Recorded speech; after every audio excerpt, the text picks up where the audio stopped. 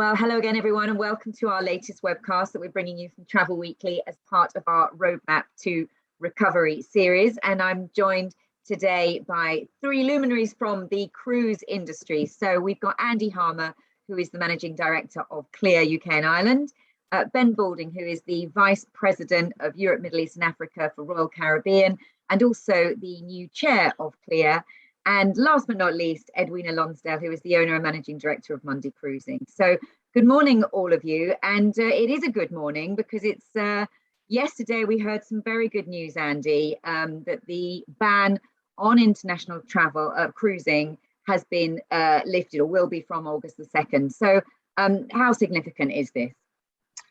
Yeah, morning, Lucy.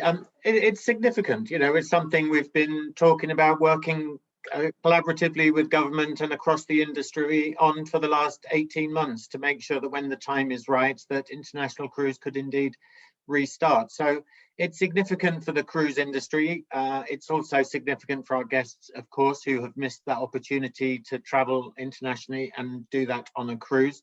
But it's also significant for our travel agent partners and some of the other supply chain that relies upon a successful and safe cruise industry, because of course, it's been a challenging time for them as well. So yes, a hugely momentous moment and one we're very pleased with. And now it's on to next steps.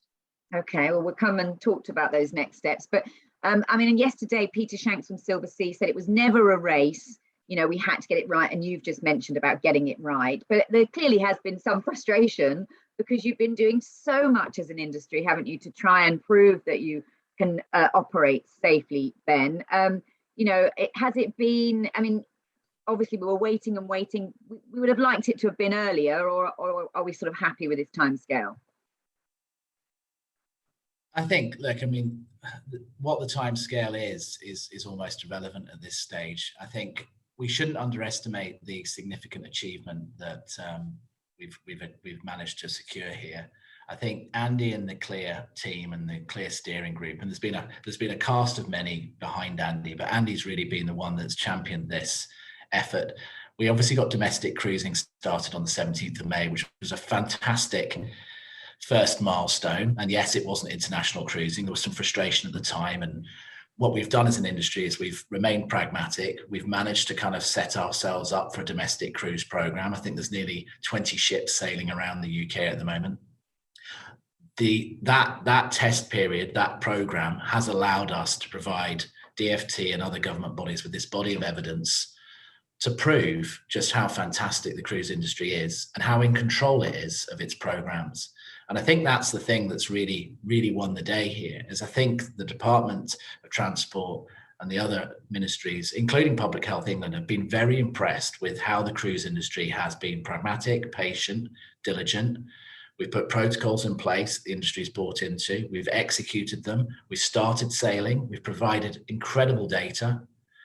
Where cases have arisen, we've managed them. The protocols have been proven to work. And we've looked after people in all situations. And I think versus any other part of society and the sectors that have tried to restart post-COVID, we've done an incredible job. And Andy and the team have really steered us to that position as an industry. And the industry should be proud of its patience, I think. And of course, now we've got this international start. Again, it's a great step forward. We're not there yet because, of course, what we're now finding ourselves is we're now being seen with the rest of travel. We've got to manage the traffic lights and all the rules and everything else. But to not be shackled and isolated and have that additional ban of international cruising hanging above our heads is a massive relief. And in the timeline of history, this will go down as a big day yesterday. So lots of very happy people on the Clia ExecCom meeting this morning. And of course, we're now all starting to think about how we patiently continue the next journey. Yeah. And we can't rush into it. We've got to continue to be patient on it. Okay.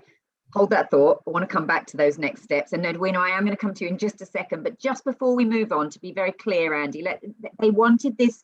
Ben talked about this body of evidence. So sailing domestically for a couple of months has been crucial, hasn't it, for you to be able to show that evidence that you can do things safely. And there was also another element, wasn't there, around this memorandum of understanding around repatriation. Can you just explain what those two obstacles were that you had to clear in order to in order for the FCDO to be satisfied that they could lift this ban.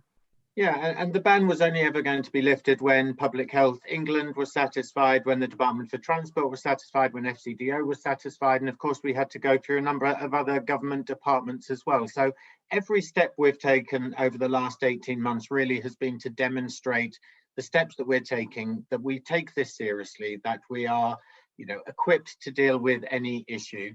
And then secondly, that everything we do is about reassurance. So the MOU is about reassurance to the Foreign Office that we will do what's right for our guests and our crew in the event of another pandemic, for example. Domestic restart was about that reassurance that we can sail safely and securely and happily with our ships, given the situation that we find ourselves in. Of course, the UK is going through a certain part of that wave of infections, of course. So we needed to demonstrate that even on the backdrop of rising infections, that we could operate safely, and we did that. We also brought in, of course, the fact that international cruising has resumed and is continuing to do so safely in other parts of the world. So it's all been about that reassurance and that education piece that we're doing this safely and securely. We're not racing to restart when the time wasn't right. We were ready to restart when they were reassured that we could do that properly.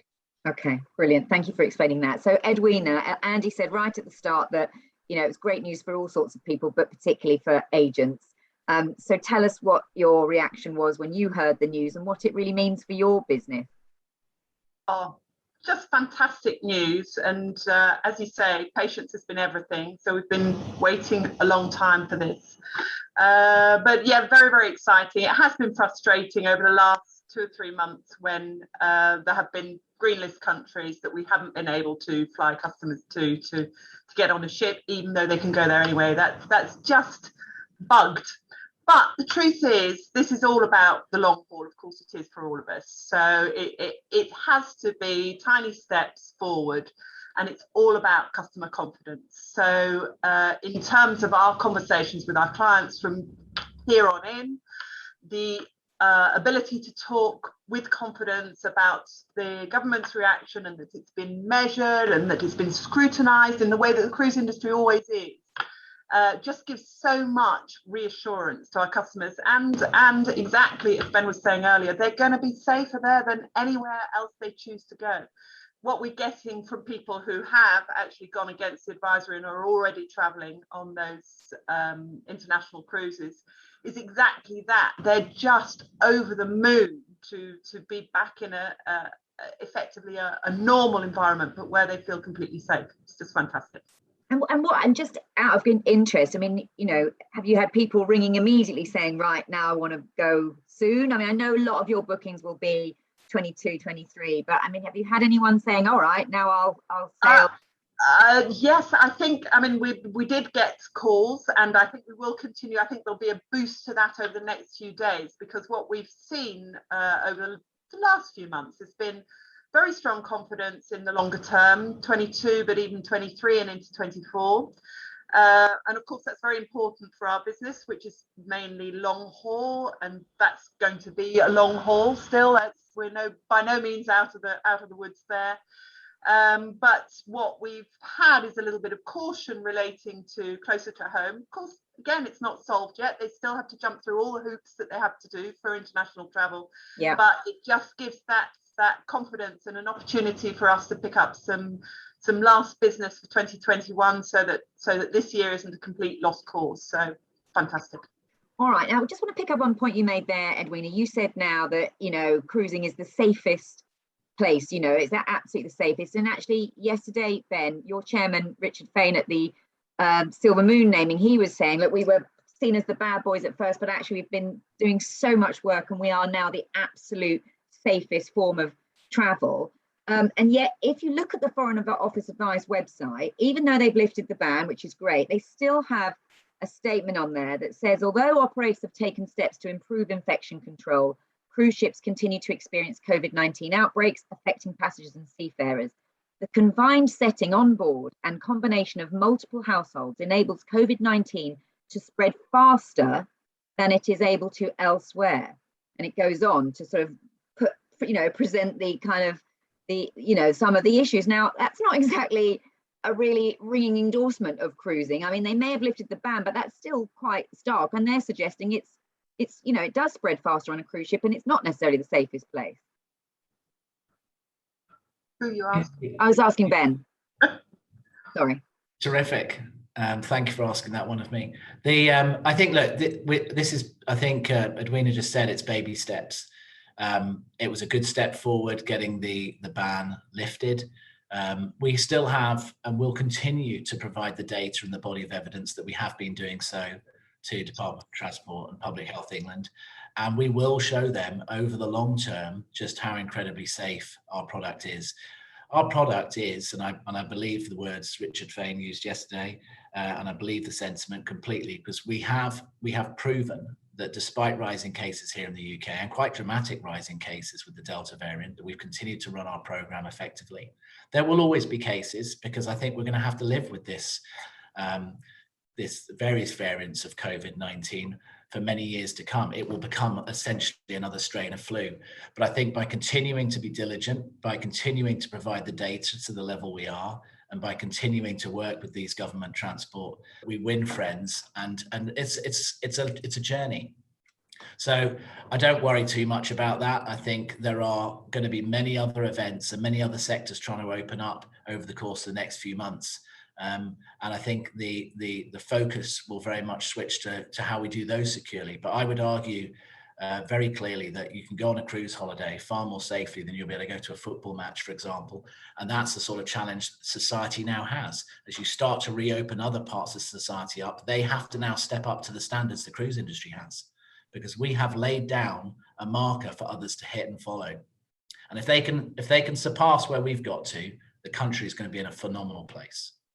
Okay, all right, very interesting. Now, you said you'd just been on a Clia board meeting. I wonder, were you discussing if people were going to, or how the restart of international cruising was going to take place, Andy? Because I know we've still got a number of lines already have come out and said, look, we're not going to rush into it. They're looking more at September onwards. Is that the general feel, or do you think somebody might sneak in and start earlier to, going internationally from the UK?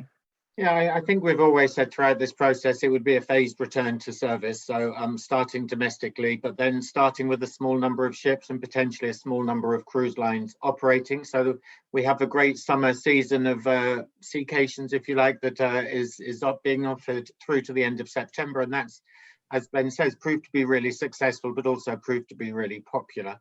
And yeah, international cruise will start to open up. We suspect there'll be a couple of itineraries offered in the next month or so.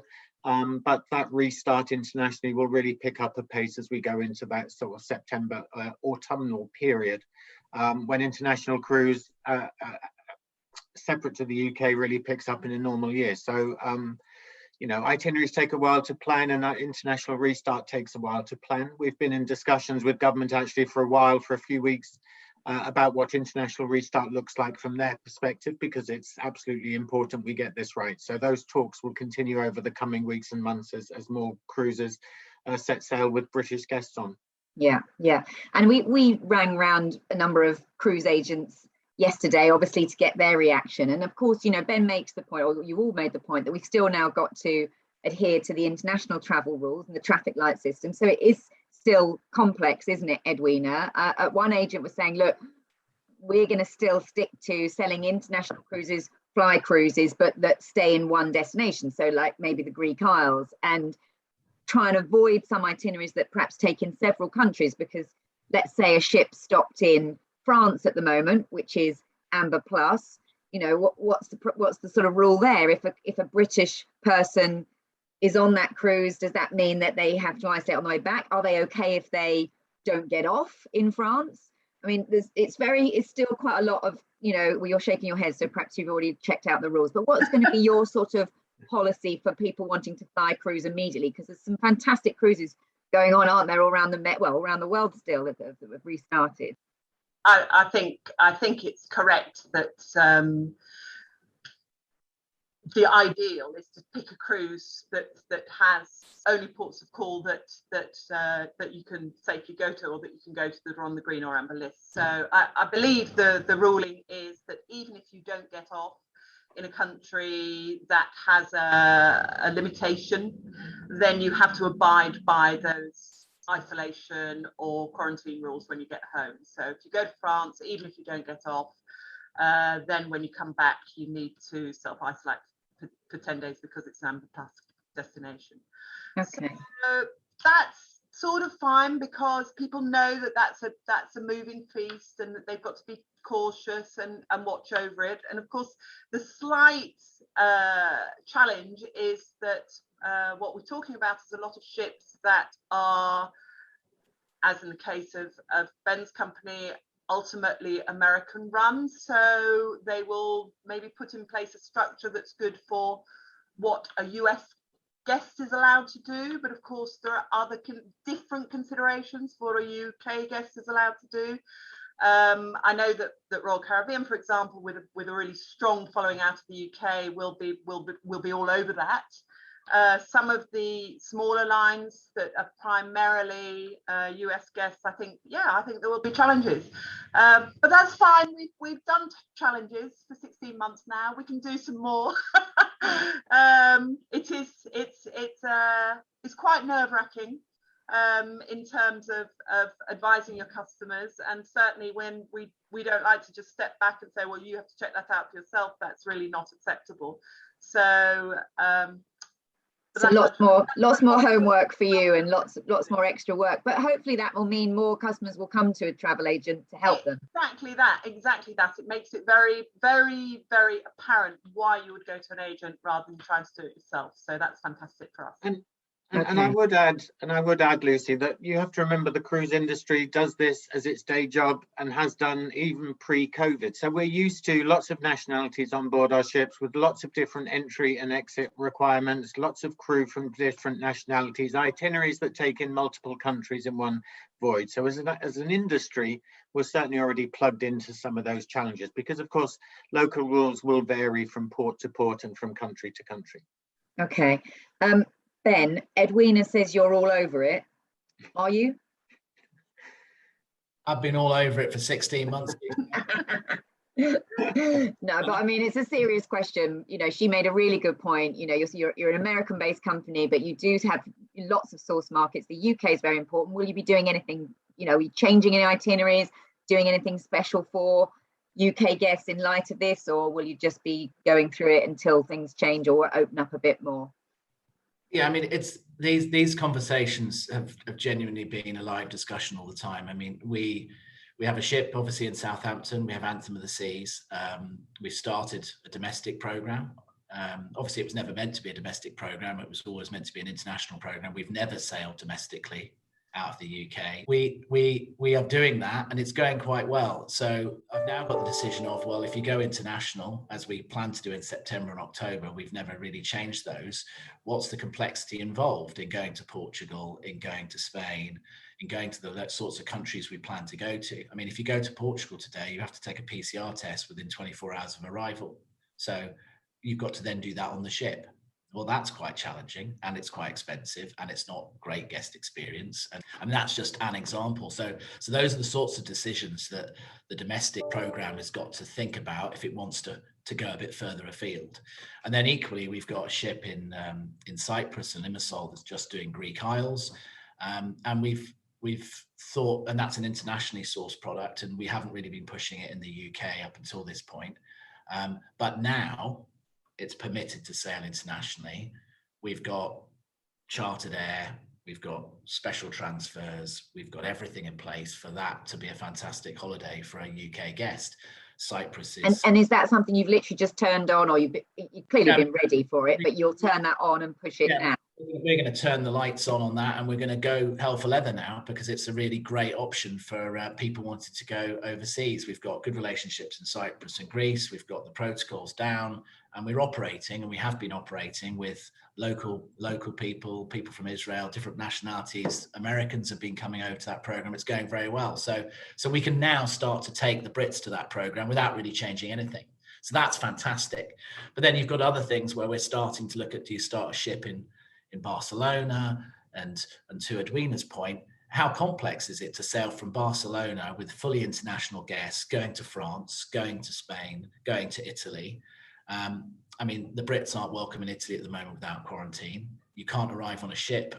They won't accept you if there's Brits on the ship at the moment. So there's all these different rules that lines are going to have to navigate. And I think the most important message is the last thing we want to do is just give Edwina a headache, because the reality is this is so difficult for agents to really give their customers clear guidance on what to sell. And of course, we don't want to be in the position where we're selling more things and then changing them or change the itineraries when people are on board. So I think the whole of Clia, the execcom group, absolutely recognises that we need to continue to be patient and thoughtful and pragmatic about how we come back and the pace with which we come back, because you don't want to bite off more than you can chew. And at the same time, we're always conscious that we need these agents to explain and help people have the confidence to take some of these trips. And of course, the simpler they are, the better it will be. Sales of domestic cruising, I think, are building nicely for all the cruise lines involved. Of course, the agents recognise, well, it's a great option. You drive, you get on, they cover your testing, they do all the things, and if you need help getting home, they help you. I mean, it's really that straightforward. And then, of course, as you start to go further afield, that complexity builds. But all the cruise lines, I can assure everybody, are working night and day to make sure they come up with the safest and the easiest programs for our agents to sell. Okay, so someone's very popular. They're getting a lot of emails pinging in. Edwina, would that be really helpful then? You know, like obviously Ben's working out that Greek cruise now is fantastic. He's going to really push it, make it very simple. Do you think if all lines could sort of do that work in the way Ben is and present you as agents with those cruises that really are, you know, the safest, the ones that are not going to see, we hope, changes, and that, you know, would that be helpful to the agent community? It would definitely be helpful. I'm not holding my breath on that because, you know, everyone has so much on their plates, and everyone's focus is different. Every cruise line's focus is different. But, you know, it is what it is. It's a moving feast. It's going to change a lot over the next few months. It's already changed a lot. And we have to just do what we do best, which is be very adaptable, be very calm, be the voice of authority for our clients, give them the confidence that now they are able to travel again. And that confidence building exercise is was always going to be an important thing. I think this, although there is no doubt a pent-up demand, I don't think there's ever in the early days going to be a tsunami of people rushing back onto ships. It's going to take time.